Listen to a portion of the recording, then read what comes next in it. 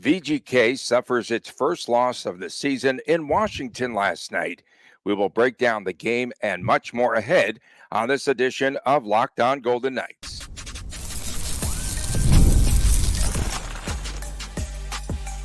You're Locked On Golden Knights, your daily podcast on the Vegas Golden Knights, part of the Locked On Podcast Network, your team every day. Hi again, everyone. Tony Cardasco and Chris Golick from Las Vegas. Thanks for making us your first listen each and every day. You could find us wherever you get your podcast, and please make sure that you subscribe to our Locked On Golden Knights YouTube channel. We are brought to you today by Gametime. Download the Gametime app. Use the promo code LOCKEDONNHL for $20 off of your first purchase. What time is it, Golick? Game time. Last night, Bruce Cassidy compared his team to Chris Golick on the dance floor. Neither moved their feet. That's fair. That's valid. I'll give it that. So perhaps the Golden Knights were tired from the cross-country trip. Who knows? That flight might have taken an effect. Their legs were gone. They were tired. It was evident by 3 consecutive tripping penalties on Nick Waugh, Noah Hannafin, and Braden McNabb. Really not much there for VGK. They just did not play well defensively. We'll talk about that later. Ivan Barbashev also said that the game he felt with the 3 straight penalty kills might have worn down the Golden Knights last night. Let's start there. Yeah, I mean, you hit the nail on the head about players not moving their feet and taking 3 stick fouls, as Cassidy likes to allude to. It was just kind of strange, right? You look at what happened to the Caps in their first game, very poor defensive game. All we heard about was line 3. Maybe the Caps media team was setting us up for a trap or something because they looked pretty good last night. But it wasn't the same Golden Knights team that we saw in the first 3 games of the season, or maybe it was because now there's a bigger sample size. Colorado is nothing right now. The Blues, okay team, but back-to-back situation. 3 games in 4 nights for the Ducks. No, St. Louis had played 3 games. For St. Louis, I'm sorry, thank you. Yeah, for St. Louis. Yeah. And then you look at the Ducks, who gave the Golden Knights a decent game, a couple of posts, and that's a different outcome possibly. And then the Golden Knights go on the road, and we start, things start churning about tired and flights and travel, and instead of just kind of owning the moment, it was a bad game, and the Golden Knights played not a great team. The Caps aren't a bad team, but I don't think the Caps are going to be one of the final 8 teams when the playoffs are getting really exciting. So, not a great start to the road games, if you will, for the Vegas Golden Knights for the season. Alex Ovechkin, a couple of assists. He now has 700 goals, 700 assists in his illustrious career. Remarkable. Jakub Vrana, we talked about him playing in his first game back, and he had a goal there. And he played on the 3rd line last night. 3 goals, 1 power play in 3:07 of time, and suddenly they just broke it open at 4-1 at that point. VGK's goals by Victor Olofsson. We'll talk about him next in the next segment a little bit more. And Jack Eichel had his 2nd of the season. Continued point production for the top line for the Golden Knights. But again, are they relying just too much on that first line for scoring?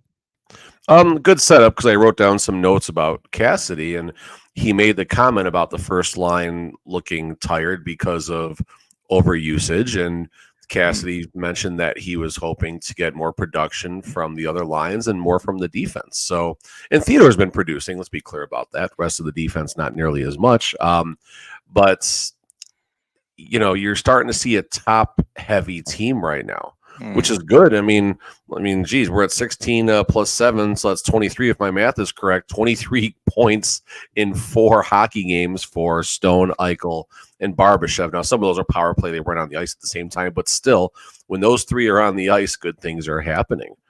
Now, Shea Theodore 5 points, Pietrangelo 3 points, Hurdle 3 points, which I like. I'm not mad about that. Olofsson 3 points more on him later, and then obviously a bunch of 2s, 1s, and 0s. So a little bit of concern right now that the Golden Knights, they like to roll 4 lines against something else Cassidy talked about in the presser, unable to do that when there's 3 straight penalties, and obviously the flow is disturbed, and your killers are certainly getting a lot of wear and tear as well.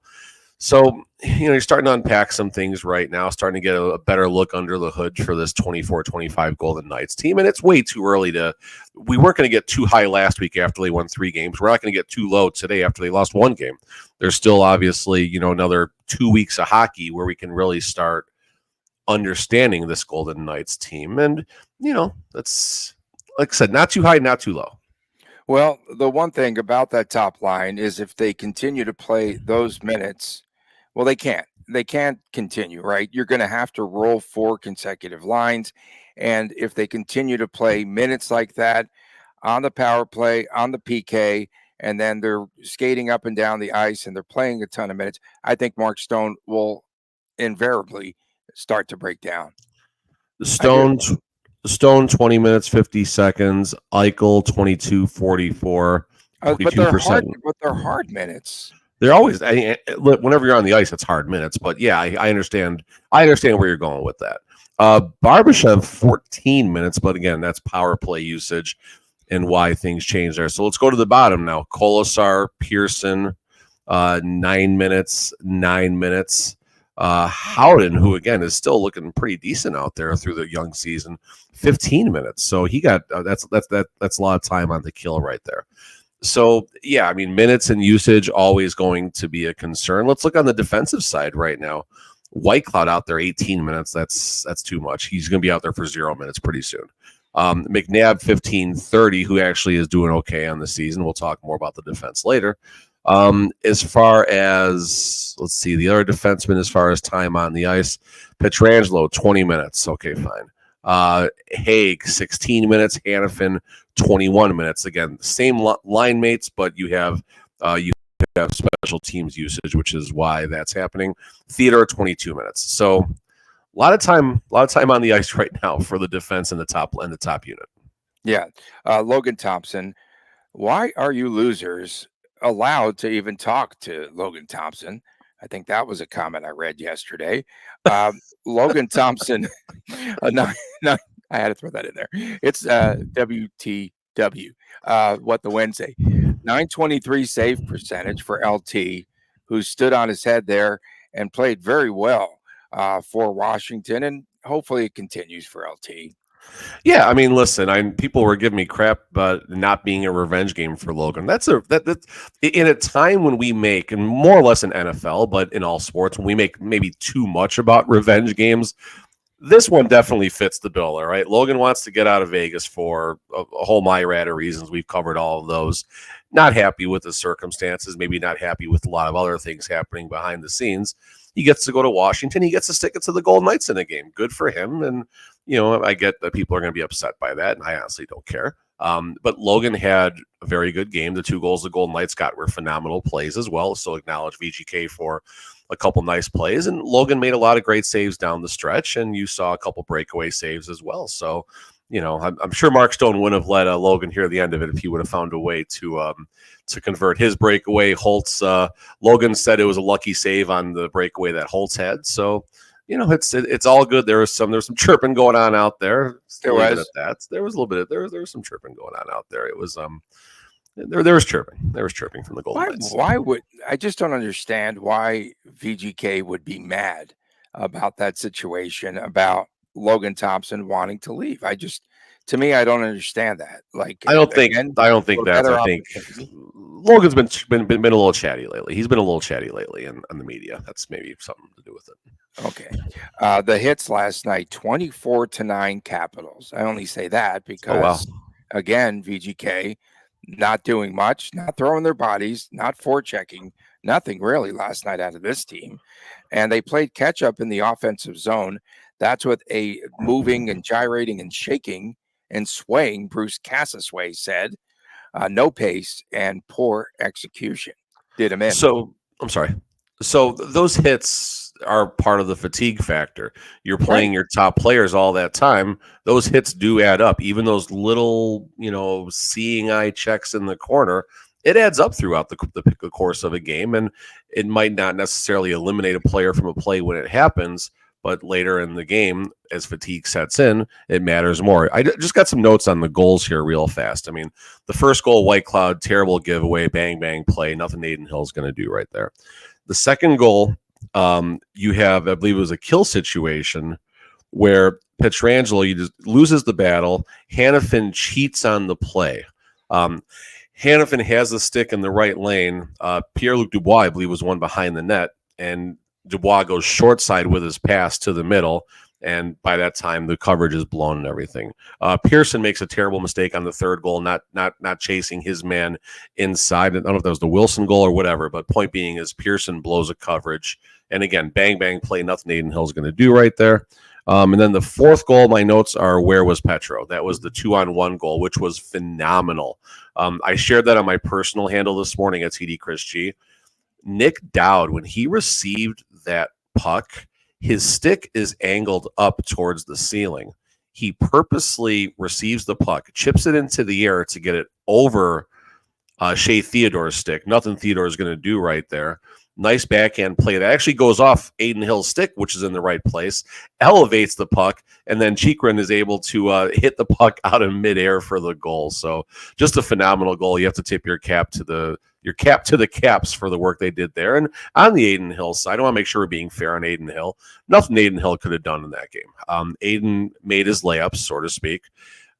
Would it have been nice to see him save one of those 4 point-blank shots that the Caps scored on? Of course it would have been nice, but people like this morning, I've been getting a lot of questions about Aiden Hill. Are we concerned? Is this a problem? He's got an .855 save percentage right now. Absolutely not. No, I'm not concerned. No, I'm not concerned. No, it's too You're early. never concerned about goaltending in VGK? I'm concerned. No, okay. Give me a second. I know we're going long, but we are concerned about the goaltending coming into the season. Fair Correct. statements. Fair. As far as the way this season has started, 4 Not games bad. for Aiden Hill. I'm not for goaltending. This isn't a surprise, high or low or otherwise. It's too early. I'm not worried. If Aiden Hill had a 9.33 save percentage in the 4 games, I'm going to give you the same response right now. It's too early to jump off the bridge. It's too early to praise him if things were going well. So, jury is still out. We're still talking about a 3-1 team right now. So VGK next will be traveling now to Tampa, and so they'll be playing that game. Here it comes. Go ahead, Tony. Tomorrow night. Coming up next. Oh no. That's it. Come on. No suntan comments, Tony. Come on. That's because we went too long on the segment. We went too long. No. Yesterday, someone called me Venice Beach Tony. I saw that was actually good. Was pretty funny. That was good. Funny. That was really good. But we do have South Beach Bruce, and watch that tan. We'll see. If the tan is good, the team plays better. They do play better because he's content and happy. Coming up next, what does Victor Olofsson's injury do to the VGK lineup? We'll talk about that and much, much more on this edition of Locked On Golden Knights. Gametime has a new feature. We call it Gametime Picks. No, they call it Gametime Picks, and it makes getting tickets for your favorite live events even easier. Filters out all of the fluff, and it shows you only the incredible deals on great seats, so you don't have to waste the time searching for thousands of tickets. And there's a lot of great experiences that myself and Chris Golick have had. The super deal, the seat views before you buy, lowest price guarantee, event cancellation protection, job loss protection. That's right. They have that all today. And our favorite, or at least mine, is the all-in pricing. So what you do is you toggle the feature. It shows the total up front, and you get all-in pricing and no surprise fees at the end of checkout. So that is really cool. Lowest price guarantee, or Gametime will credit you 110% of the difference. Take the guesswork out of buying tickets with Gametime. Download the Gametime app today, create an account, use the promo code LOCKEDONNHL. You will receive $20 off of your first purchase. Terms apply. Again, create an account, use the redeem code LOCKEDONNHL for $20 off. Download Gametime today. What time is it? It is game time. We Game time. are also brought to you today by PrizePicks. A little late there, Colic. PrizePicks is the best place to get real money sports action with over 10 million members and billions of dollars in awarded winnings. And PrizePicks has made daily fantasy sports accessible to all. You just pick more or less, at least 2 players for a shot to win up to 100 times your cash. Run your game all season long on PrizePicks. PrizePicks now you can win up to 100 times your money. That's amazing with as little as 4 correct picks. So it's like a 4-team parlay, if you will. PrizePicks puts its members first, so all withdrawals are fast, they're safe and secure. When my picks hit, I can get my money in as quick as 15 minutes. Sign up today and get $50 instantly when you play $5. You don't even need to win to receive the $50 bonus. It is guaranteed. PrizePicks offers weekly promotions that can lead to big payouts each and every. They have Taco Tuesday, every Tuesday discount, select player projections up to 25% and provide even more value for your lineups. Just think, a lot of great players are out there, and who's going to pick up Devontae Adams now of my Jets? PrizePicks is the best way to win real money this football season. Which players are going off? Which ones aren't? Make your picks today in less than 60 seconds and turn your sports opinions into real money all season long on PrizePicks. Back on this edition of Locked On Golden Knights, Tony Cardasco, Chris Golick reporting from Las Vegas. Thanks for making us your first listen every day. I know, long read. Sorry, bro. I know. I had to wake you up. You there? You still there? Okay, I was muted. Okay. Oh, that was muted. Okay. I thought I muted myself. PTI style, pardon the interruption style. Don't forget, on Fridays, we've got WTF. On Saturdays, it is the Chris and Chris Jr. show, the YouTube exclusive. Please subscribe there. So, last night, Washington's media post-game reporting that Victor Olofsson was on crutches after the game. Olofsson looked like he had twisted his left leg, and he was checked hard into the corner. And we don't know what his status is, but it was awkward the way that he fell. And now the big question, who will take his spot on the roster? Okay, 2 candidates just from the top. Brito and, of course, Jonas Ronbjörg. Those are the top 2. Maybe, perhaps. Anyone else? Any other candidates? No. Brisson's the only one. He's been the healthy scratch right now. So number one, Olofsson, it was an awkward, just a board battle. It wasn't even really a check. It was just a board battle. And it was similar to how Drew Doughty went down. Just kind of a seeing eye situation where you're making a play and your ankle twists, you toe pick yourself in the ice and your body goes one way and your ankle doesn't. That's a concern. Too early to speculate, but I mean, the leading candidates we're talking about as far as the injury goes is a possible fracture or ligament damage. Hopefully neither are true. Hopefully it was just a tough hit. Hopefully the crutches were precautionary and he goes for x-rays and he's just a little dinged up and maybe he's back on Thursday or for, or the game against the Panthers. That's obviously the best case scenario. I think it's unlikely, but that's the best case scenario. You asked who's going to take his place. There's only, in my opinion, one answer, and it's Brisson. Brisson on the offensive side of the ice, we've seen major steps forward. On the defensive side, maybe not as much, but you put him out there on that third line with Nick Waugh and Brett Howden, Brendan Brisson becomes a protected asset as far as the defense goes.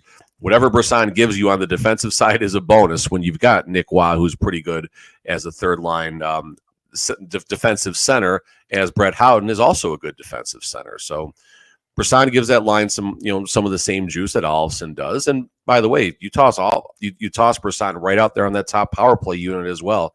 He has a shot that's very similar to Victor Olofsson. So in a imperfect world, I say imperfect because we're talking about a VGK injury, but in an imperfect world, Brisson goes right to the third line on the right side, which is where he wants to be anyway with his shot. And he goes out there on the top power play unit in place of Olofsson. Call it good. Olofsson last night, wide open there on the right side in the circle. Nobody checked him really on the power play unit. So that was one shot. There's only so many bodies to protect out there. You know what I mean? So he found the soft Absolutely. spot. So I was going to get at it's one shot that Logan Thompson hasn't seen much of, and then Jack Yeah, that's fair. Eichel, the shot that he's seen all the time. And guess what? Now it's going to take a lot longer to see the IKEA line in action. Is that ever going to come to fruition? With Olofsson and Vegas Bjorn? I'm telling you, I've got my, Bjorn? and now this could be a second one, but I still think Carlson is an LTIR candidate, and Man, also because of the fact that it's retro from the first game missed, which is obviously game one of the regular season. LTIR, I believe, I could be wrong. I thought LTIR is 14 days and 7 games or something like yeah, that. something like that. Yeah, there's a Either way, minimum. point being, he'll get to that point. He's not even on the ice skating. Possibly he was going to join the team on the road trip. There's no way he was unlikely. going to join the team on the road. Well, all we can do is go off what beers. Cassidy said. Cassidy said it's a possibility. I doubt it, but he did say it was a possibility. It's unlikely, but it's a possibility.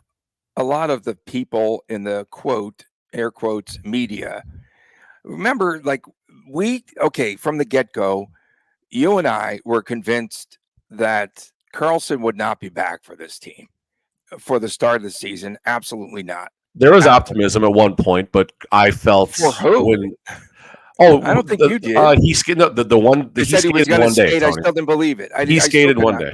Okay, and then you and I were saying it had to be something chronic, right? It kept coming back. We thought it was the same injury, and now people are saying out there on the streets, "Oh yeah, I've got it on good sources that it's the same injury." Well, hello, okay, we figured that one out already. Move on. Oh, where were we? Oh, we're talking about Olofsson. 3 goals in 4 games. I know. Don't roll your eyes, bro. I roll my eyes. I chuckled. It was a chuckle. It was a little half chuckle. It was a body chuckle. It was a body chuckle. So Olofsson, 3 goals in 4 games. Actually, played pretty well there. Obviously, Olofsson's been great. Let's be clear. Olofsson's been great so far. No doubt. When we get into the next segment, someone that has not lived up to expectations would be Hannafin, the golden child. Did he get a pin? Did he have a preseason pin? No. And again, for Olofsson, Bruce Cassidy had made that switch with him and Alexander Holtz, and he seemed to be fitting in well. And he does have a good shot. He does. I'll give him that. And I think he could be a solid 20 goal scorer this season.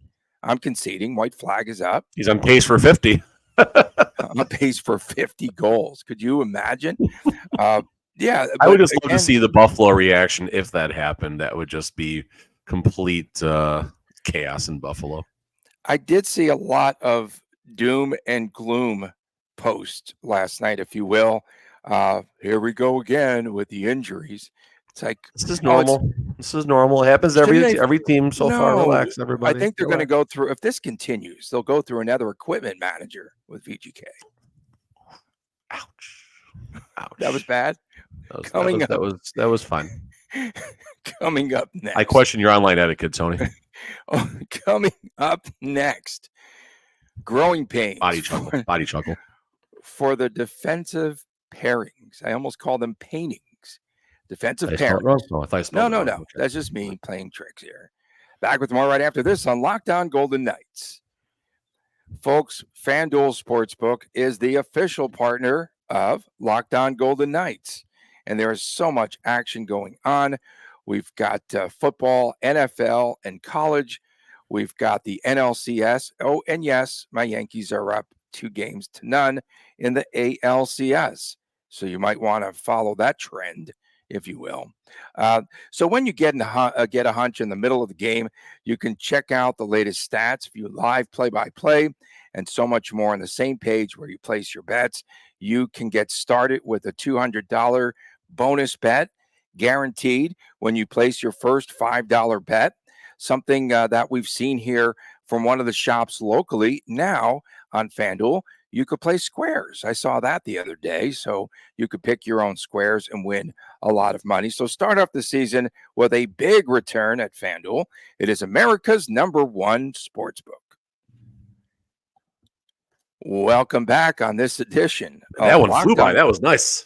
Yeah, of Locked On. I wanted to make sure you didn't get in that 3-minute nap. I got a lot of Back coffee on- I got a lot of coffee in the last break. It was good. I was a little Dude, extra so energy. I have gone through this more than insomnia phase. I was up at 3 a.m. And then I finally went back and took a little Dasco nap 15 minutes before the show.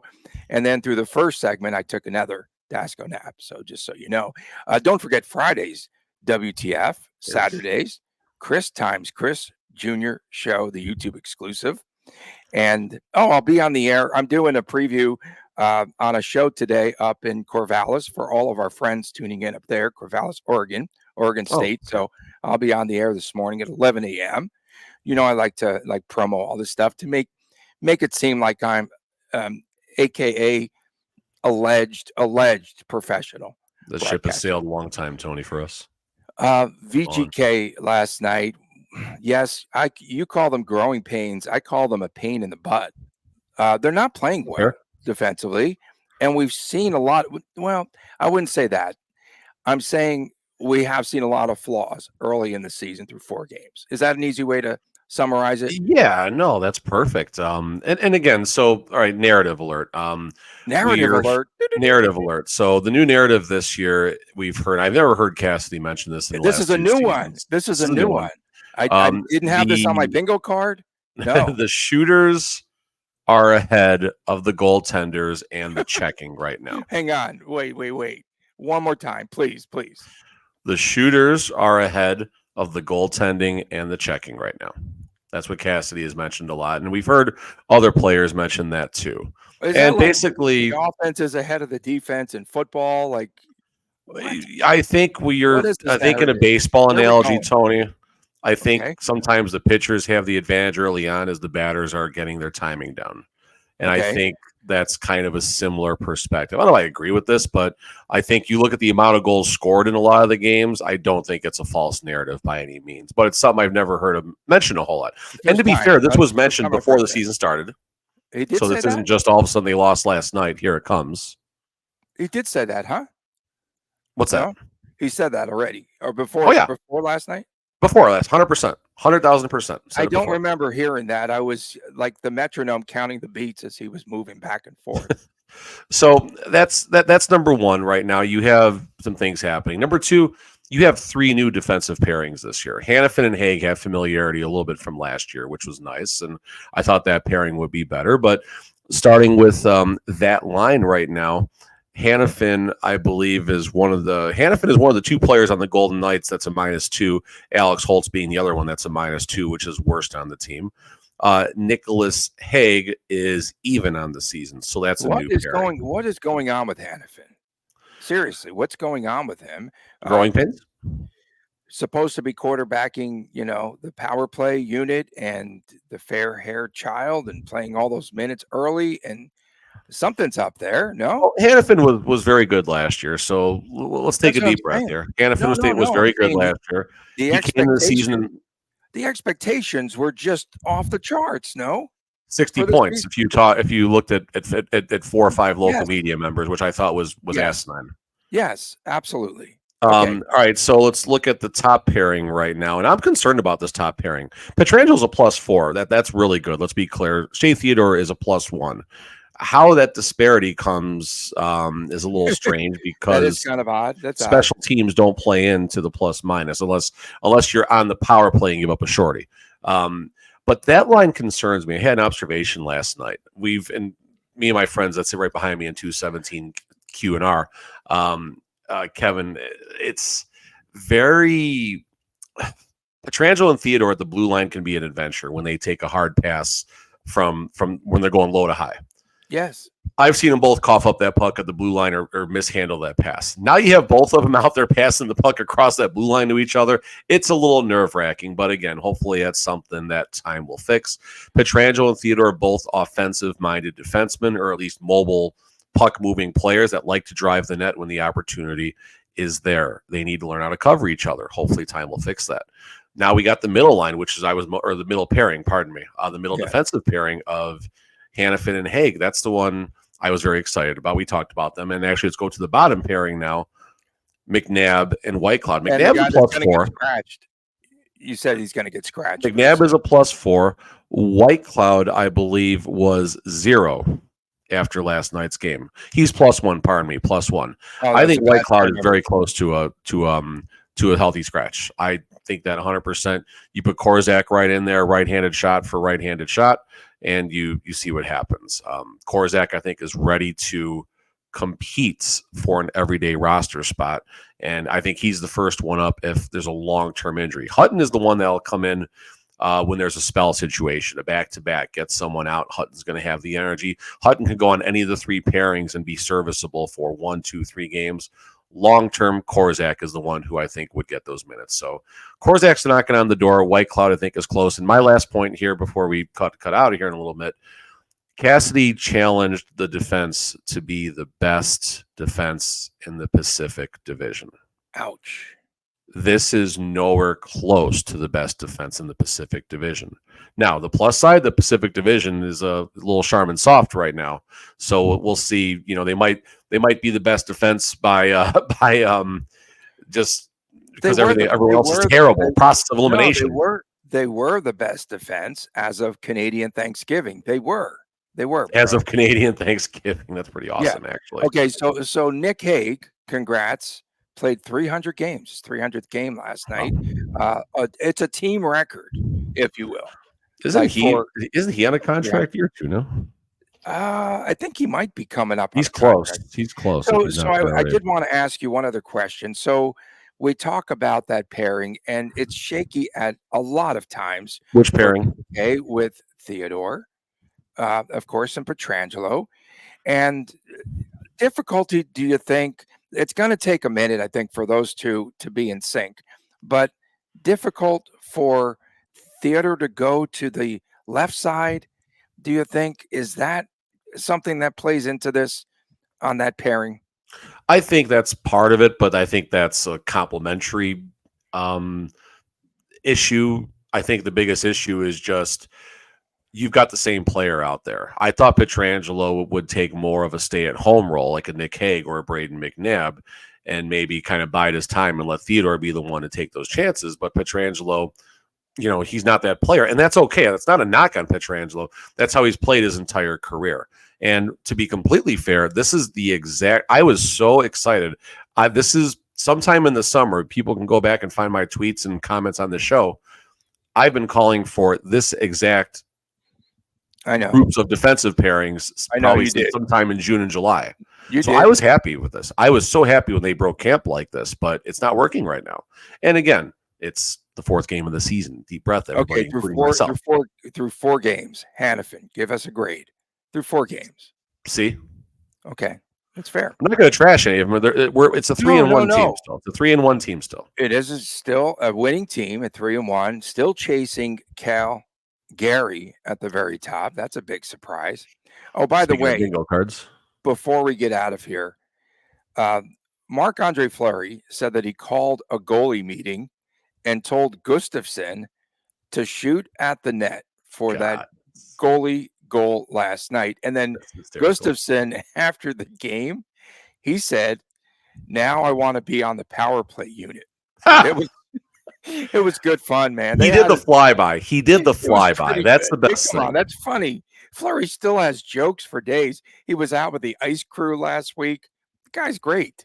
What I think was great was against the Blues, and Bennington is the one pulled watching his net get scored on. How pissed he was with the goalie? So I thought I caught, if you watch the replay on the NHL Network or Twitter, wherever, Bennington looked like he stopped at the bench before he went to the ice. I always wonder if he was waiting for Gustafsson to finish the flyby and chirp him or something. Real fast, Nick Hague is an RFA next year, a UFA the following year. That's not going to be an easy contract to negotiate at all. Not going to be easy. We appreciate everyone tuning in, especially our everydayers around the globe and tuning in Corvallis today, Oregon. Of course, don't forget Fridays are WTF, What the Fridays. Saturdays, it is the much anticipated each and every week Chris and Chris Jr. show. We'll see you again for my man, Chris Golick. I'm Tony Cardasco from Las Vegas, and we'll be back again tomorrow, hopefully right here on Locked On Golden Knights. Well, because I don't know, someone might cut us out right here on Locked On Golden Knights, and please take care. A good run.